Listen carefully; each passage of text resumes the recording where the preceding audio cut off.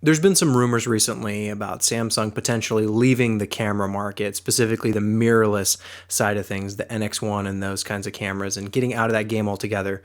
Basically just cutting their losses, saying we're not making a profit, we're not going to be successful, we don't want to compete, so we're just going to be done with it. And I think that would be an absolute tragedy, because if you're familiar with the NX1, I've done a few videos about it. It's a fantastic camera, almost one of my favorite cameras, except it does have a few small problems, but in many ways it's better than the GH4 and the A7S, which were much more popular at the time and still are.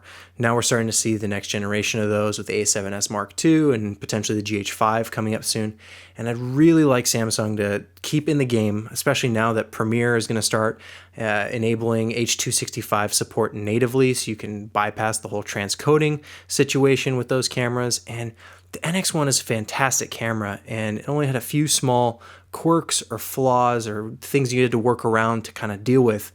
And I think that that kind of competition, the kind of stuff that they were bringing to the market, was so special and unique, and it'd be terrible to lose that. Because right now, from all the different manufacturers, really the only ones who are doing anything of note recently are Panasonic and Sony. And even Panasonic is kind of like, oh, are you gonna be able to keep up with those momentum? Sony's really the only one pushing things forward. And if they're the only ones doing that and there's no one else to push them, what incentive do they have in the long term to keep going? Once they kind of, the A7S Mark II, that's looking like a really nice camera, and I think you'd be hard pressed to find another option out there on the market, especially at that price point of where someone's going to want something other than what that camera has to offer. We'll see if it actually is all it's cracked up to be once it finally comes out, but just on paper, it's fantastic, especially considering the price point.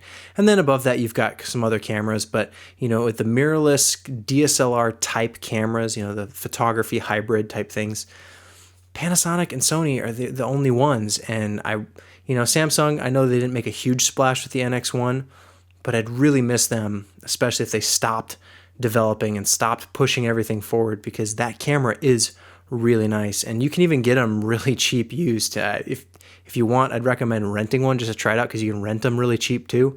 So if you get a chance, get your hands on an X1. It does have some quirks. There are some weird things you have to work around, but the pictures you can get out of it are pretty phenomenal, doing stuff like 120 frames per second at 1080p when like no one else was doing that on that size camera, 4K internally. Like the resolution on the internal 4K on the NX1 is significantly better than even the GH4. I talked about this in other videos too, but even if a camera says that it shoots 4K or 1080 or whatever, you can't always trust that. You'd have to do comparisons and see how much detail it's actually resolving.